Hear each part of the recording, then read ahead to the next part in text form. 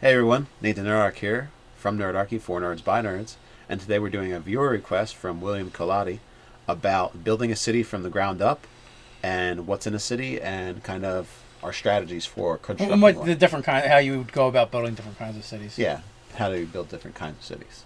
And since we know that's Nate the Nerdark, Nerdark is Steve here. And I'm Nerdarchist Ted. So basically, Dave and I have discussed, strategies before on cities and towns and this and that. When you're building a campaign or your session, and we kind of view the same way. I'm not certain where you stand on it. Well, but, I'll let you know. I'm not one who's going to sit there and draw out a huge map with all street names and all the different places and exactly where they are. I'm just more about like, okay, what are the players going to need? They're going to need a place to sleep, so you're going to need some kind of inn. They're going to need some place to, get a drink and get a meal, so they're probably going to need a tavern. They're probably going to need some kind of smithy to make new weapons and armor. And they might want to require some kind of like general item shop or equipment shop and that kind of stuff, which might be linked to your blacksmith or not. And based on the size of your town, city, metropolis, you're going to want to have more options of these kind of things. The bigger the city, the more extra things that you're going to put in there. If you've got a major city, you're probably going to have several, churches with different differentiating religions. You're probably going to have, like central buildings for the city officials and the like. You're going to have a number of noble houses in there, again, based on the size of the city.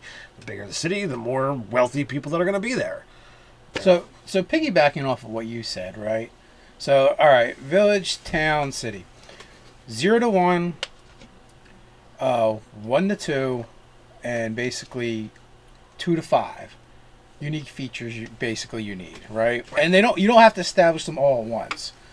In addition to, you need a couple inns, you need a couple choices for those places that they're going to do anyway. Right. And then you just throw in some interesting features which, if it's a port city, it just might be the fact that it's a port city could be a feature. Right.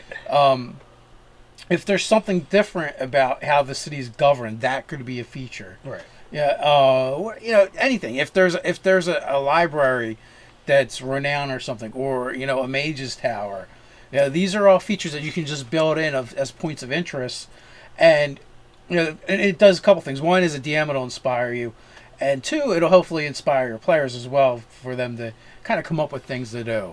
For me, I think the most important thing about coming up with your city, your towns, your villages is the mood. Is trying to convey a certain kind of mood to the players so that they kind of feel like they're in that place. All that other stuff doesn't really matter. It's really just flavor text, right? Uh-huh. So you don't have to have it all written down and statted out, and you can do it in a way that makes your players think that you went and built the whole city without them knowing about it.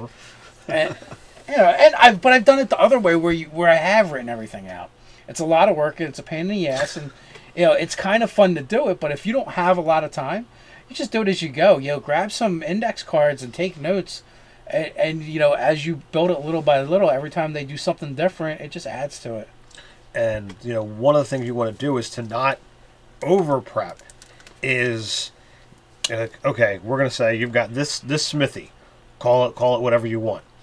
It's run by this guy here. Give like 2 sentences about the guy or the smithy. And move on to the next So a point thing. of interest. They're probably going to go to the blacksmith to have something repaired or something done. Something fixed or something. Or, hey, I something want made. a new sword or a Right. dagger. I lost mine.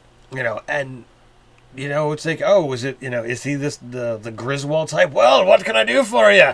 Or is it, something different? Is he human? Is he dwarven? Is he elven? All of those little nuances are going to be, important because, well, the players in the party might react differently to a dwarven blacksmith or an elven silversmith. It depends upon what the party dynamic is and how haughty or approachable that character is, and all in 2 sentences you can put all of that information in there. And one of the reasons why you only want to do like 2 sentences because they may not interact with that character ever. Right. Or it could be the opposite. Like they keep going back to him over and over again. And you don't know why. It has nothing to do with the story, nothing to do with the plot. But for whatever reason, your players have decided they're going to go back, keep going back to that character, and keep talking to them. So every time that happens, maybe you take some notes. Yeah, You build them out little by little. you put every time your players interact with a character, make some kind of notation as to what happened, why they interacted with him, and if you want, give some kind of like plus minus system to what your NPCs have. And the more they're interacting with a character, the more the players feel connected to that character, and therefore You murder that character. well, you don't This necessarily isn't a horror game. you don't necessarily have to murder them, but you make them important to the story in some way, shape, or form. Either he's been kidnapped, or something has happened to his shop, something has happened to his family. Yeah, his son or daughter. got So taken. there's Or the project he's about to finish can only be finished with the blood of Ankeg. You just never know. so just interacting with that character leads into so many different possible plot hooks and stories with someone that they have chosen to become important, not you. Yes, that's really the good key point. there. When the players start picking out those NPCs and making them important, it's oh my god, it's so much easier. I remember like months ago we got a comment for somebody and they're like, I don't know what to do. I keep running this adventure, but my players, they won't stop talking to the NPCs. They keep going back. I'm like, dude, you're doing it right. It's cool. Let them. Your material will last so much longer. Yeah. And they're building those relationships and those bonds. That's going to create plot hooks down the road in the future. And not only that too, when something happens with those NPCs, your characters or not your characters, but your players, they're going to care. Yes, absolutely. Anytime we're right as a DM, you're kind of like a storyteller. So when you tell a story, what do you want to do? You want to invoke emotion. Mm-hmm. So anything time that happens, you're doing a good job. I'm on the other side of this. Not that's really good, but on city creation, I like to say, well, all right, if it's not a port city, because we kind of all know how port cities come about. People like stopping there. It gets bigger and bigger. It becomes a site of commerce because you can get to it from a river or a sea or an ocean. So it becomes a little hub for activity. So that's why port cities get bigger a lot of the times, and they don't get destroyed by a massive. Well, and the other whatever. thing that, like, for instance, if you are building a port city, well, what sets it apart? Well, it's a port for one, but what else? Well, generally they tend to be exchanges for different cultures and a melting pot because it's easily accessible. So people come from different places, and you're more likely to have more different races and different cultures intermingling. So it's a great starting point for an adventure because you can say, well, anybody under the sun could be at this port city. Griffin Gaff is known as a central location. It's primarily a human city, but it's got elves and dwarves living in it. The dwarves are kind of under contract by the local dwarf clan. That dwarves serve as soldiers in their militia / army. The elves pretty much run the library, and magical research and the whole nine. So you've got three of the most common races all together, and if you want to go from the quote unquote human city to the elven city, or the human city to the dwarven city, it's only like a couple days travel. And not only that, in that particular region, if you want dwarf goods or you want elf goods, they've probably first passed through Griffin Gaff. Griffin Gaff has secured the rights to sell these products and basically the trade route to and from, and that's why it is also kind of a more of a boom town or almost like the port city where people are traveling through and you end up with a good mix. And on top of that, it is a port city. It might not be to the actual ocean, but it started as a fishing village, and it kind of has boomed from there. Yeah, so one of my major cities, Azoria, which is on the interior, it's about 100 or so miles from the port city that I have in my location. It started as a mining town. So a mining town within a couple days' travel of a port is a good recipe for increased economy and increased population density from commerce. Right. So and that's kind of, it started to be to be able to do trade with the interior from selling its goods and the things that it created. So it has craftsmen, it has raw materials leaving and coming in. It has a built-up economy, but that was hundreds and hundreds of years ago. So now it's more of a complex city where it started as, stone huts and mining town. Right. So I like to kind of go from the history of it towards where it is now, rather than to say, oh, I want this, I want that in it, and then kind of like work backwards. I mean, you can go both ways, but I tend to like to say, like, well, why would somebody put their house there? That's kind of how cities a lot of times begin, is like a fishing village or a mining town, or the last outpost before an expanse that eventually gets tamed. So when it's tamed, well, that outpost, 100-year-old outpost, has become a growing area for people to be at, because it's into this rich area that has a lot of resources and other things. Well, like even that being said, like, you can do that, and you can still do that in like 10 sentences or less.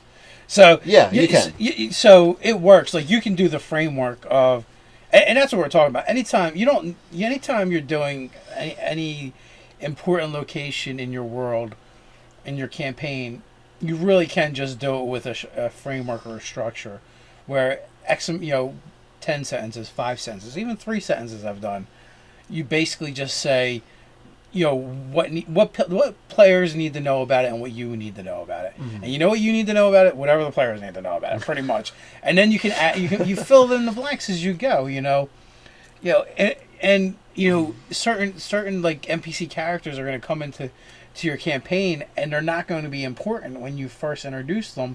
Yet, because of how things unfold, all of a sudden they become your prime NPCs. Mm-hmm. And ones that you thought were going to be prime NPCs are now secondary NPCs. Like, there's an ebb and flow, to building an organic campaign, that it can come along really easy if you let it. And usually, the biggest thing in that is just getting the hell out of the way and letting it happen, and not overdoing it. When you overcommit to any one idea in your campaign, you're going to try and cram it down your player's throat, whether they want it or not, just because you spent time working on it. Right. Yeah, it's basically, if you spend time and energy, it becomes important to you, and then your players are like, I want to talk to this blacksmith that you just randomly rolled up and stuck somewhere. Yeah, so honestly, my opinion is, as the DM, nothing should be important to you. Except for maybe except for your player characters. And then, as they make things important to them, then you make it important. Yeah, so you have this escalating scale of interest based on whatever they want to do. Mm-hmm.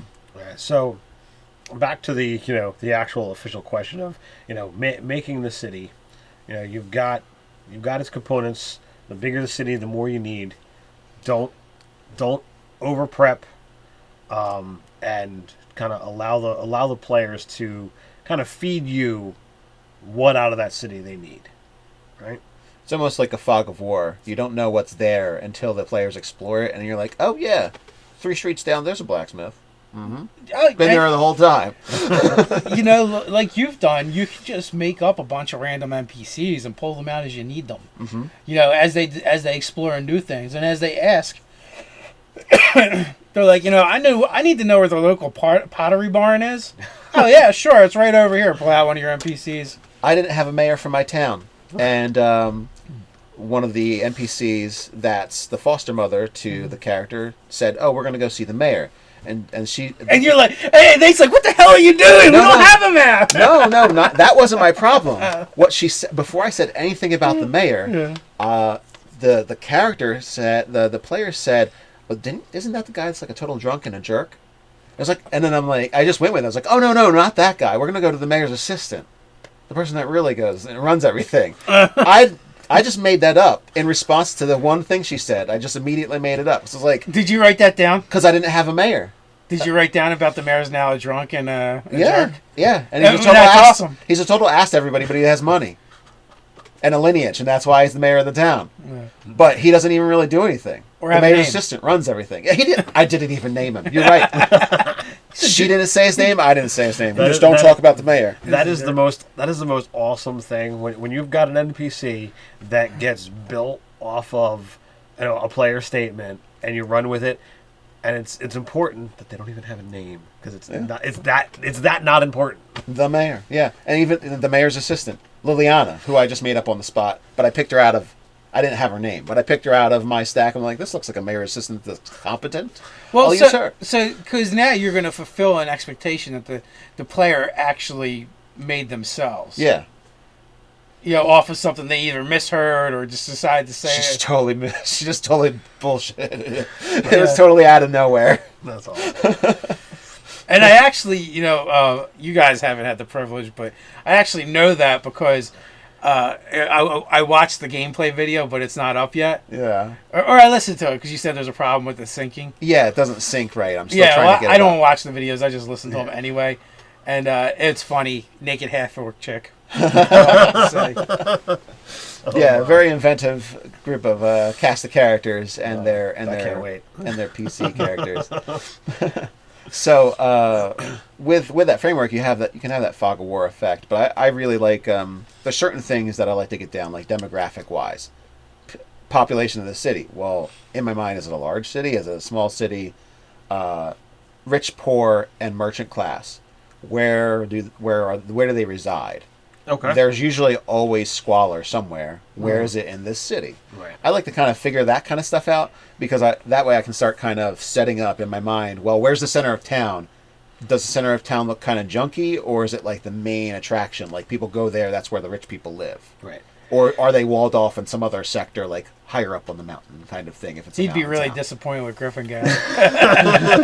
Things are probably constantly moving around. No, I don't think things have moved too much unless you're shifting things from what I've said. But it's the grid system mentality of a city to me. Even when it's not a grid system, I'm like, okay, well, I've got a mining town that's 1,000 years old. Well, the mine was here, the mining town was here, and then, well, the rich guy that owned the mine or was the lord overseeing the mine, well, he built his house over here. So this is where all the rich people live because that's like the main, like ancient hub of the starting elite, basically. Well, let me explain something to you, Nate. In Griffin Gaff, because of last session, there's now a bad section of town. In Ted's campaign, and because of my family session, there is now a noble family of shifters living there. So we just kind of throw stuff out as we go, and we have no idea where it is in correlation to anything else. Being that I'm not in one of the games and I'm only a PC in the other one, that's one of the reasons why I picked Faraway Land. For, that's still on the same continent, but not... You didn't want a third shifting... I really didn't like Dark City. Yeah. Oh, yeah. The action going on. this constant evolving thing of Play-Doh. Yeah, so I decided that, and you can tell from what I've described as how I build cities, that I want to be able to take it as like my idea of how I construct cities. And the real the thing to take away from this is that clearly the players are not affected by either of these two styles. No. We're running 3, 4, 5 different games if you count your online stuff kind of out of Griffin Gaff, and no one's saying, well, I'm missing this or I'm missing that or this is different or that's different. It's meaningless. Here's the truth of the matter is, most of the work you will do as a DM, no one will ever care about or appreciate. Exactly. When it comes, especially when it comes to world, like you may do something that's cool, but like that mundane stuff, which is going to take a lot of the time, and effort, no one's going to notice and appreciate it. So we don't really care if we have a map. It's enough to know these things are in the town. Every time something happens, I make some kind of notation. It was like before. It's like, oh, are there nobles there? Well, of course there are. And don't be ridiculous. Of course there are nobles. So what are you guys doing again? So it's like the more they interacted with the noble plot line that I'd put out for the last session, I'm putting more stuff up. It's like, oh well, I gotta come up with a name. I forgot to do that part. Oh, let's get that figured out real quick. And one of the things you might have, I don't know if you made a note or not, but you might need to, is you got to make up the bakery now where they make the really good bread, because Scott keeps stopping by there. And that's the other fun thing. Let your players decide. Let them tell you, oh, well, I like the cafe, right off the docks. Maybe you didn't have one, but you do now. Why not? What does it hurt? Yeah, absolutely. Whatever your players decide is important to them, if you can put it in there, they're going to feel that they're a part of your world, because that simple suggestion that they had that is essentially meaningless to the overarching, ness of the city. It's like, Can I put a baker in? Yeah, sure. There you go. You got Brand's breads.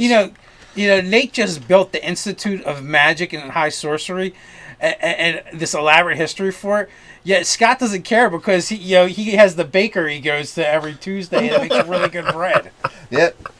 Yeah, that can easily happen. And you know what? Let's say I had the mayor and he was like really integral, and that player suggested the mayor. Well, my other NPC could have just corrected and been like, "Oh, that's the mayor's assistant." Remember? Right. Still saying yes, but not saying yes exactly. Or you could just as easily do what you did and made just shifted the focus from the mayor to that other character. Right. If your players don't know, what's the difference? Yeah. And first time meetings are a really good time to throw everything up in the air and see where it lands. Yeah, too. I really feel like anytime and the more often you can incorporate things into the game that players offhandedly suggest, it's better. And then if you bring them back up, then that little piece of minutia will mean more to them than your most elaborate campaign story arc that you came up with, more than likely. And that's where the really great stuff's going to come from is, just building those little pieces together. And then, so now, like, all of a sudden, Scott likes to go to this bakery. Or at least his character likes to go to this bakery that he made up. Uh-huh. And then, you offhandedly mentioned the owner, right. The NPC. And he's like, oh, I can totally see him being like, wanting to stop and talk to him now. Mm-hmm. And when he gets his bread to go torture the prisoners with or whatever. Entice the prisoners? He totally was enticing. Well, that's true. He didn't actually do any of the torturing. Yeah. So, what do you think? You think we got this question mapped out? I think so. So, I don't know. Hopefully we helped you out, William. Yeah. Let us know down in the comments. Like, subscribe, share. If you guys feel the same or differently, again, the comments is a great place to put that information. You can check us out on nerdarchy.com. You can also join the conversation on Reddit. So until next time, Stay nerdy.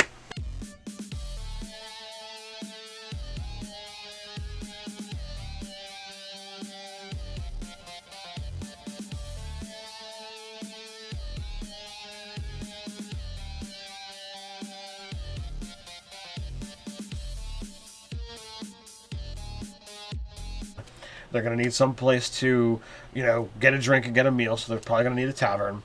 They're probably going to need some kind of smithy to make new weapons and armor.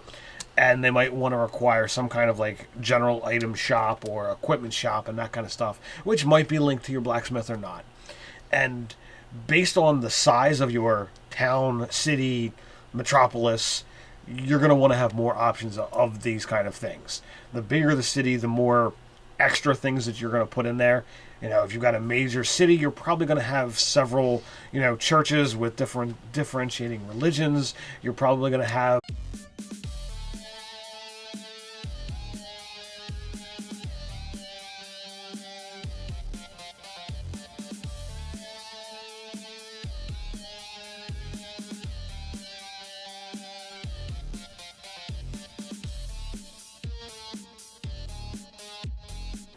Hey everyone, Nathan Nerdark here from Nerdarchy, for Nerds by Nerds, and today we're doing a viewer request from William Colati about building a city from the ground up and what's in a city and kind of our strategies for constructing What one. the different how you would go about building different kinds of cities. Yeah, how do you build? central buildings for the city officials and the like. You're going to have a number of noble houses in there, again, based on the size of the city. The bigger the city, the more wealthy people that are going to be there. So piggybacking off of what you said, right? So, all right, village, town, city. 0 to 1, 1 to 2, and basically 2 to 5. Unique features you need, right? And you don't have to establish them all at once. In addition to, you need a couple Different kinds of cities. And since we know that's Nate the Nerdark, Nerdark is Dave here. And I'm Nerdark Ted. So basically, Dave and I have discussed, strategies before on cities and towns and this and that. When you're building a campaign or your session, and we kind of view the same way. I'm not certain where you stand on it. Well, but, I'll let you know. I'm not one who's going to sit there and draw out a huge map with all street names and all the different places and exactly where they are. I'm just more about okay, what are the players going to need? They're gonna need a place to sleep, so you're gonna need some kind of inn. Couple inns. You need a couple. You need a couple choices for those places that they're going to do anyway. Right. And then you just throw in some interesting features, which, if it's a port city, it just might be the fact that it's a port city could be a feature. Right. If there's something different about how the city's governed, that could be a feature. Right. Yeah. Anything. If there's a library that's renowned or something, or a mage's tower. These are all features that you can just build in as points of interest, and and it does a couple things. One is a DM, it'll inspire you, and two, it'll hopefully inspire your players as well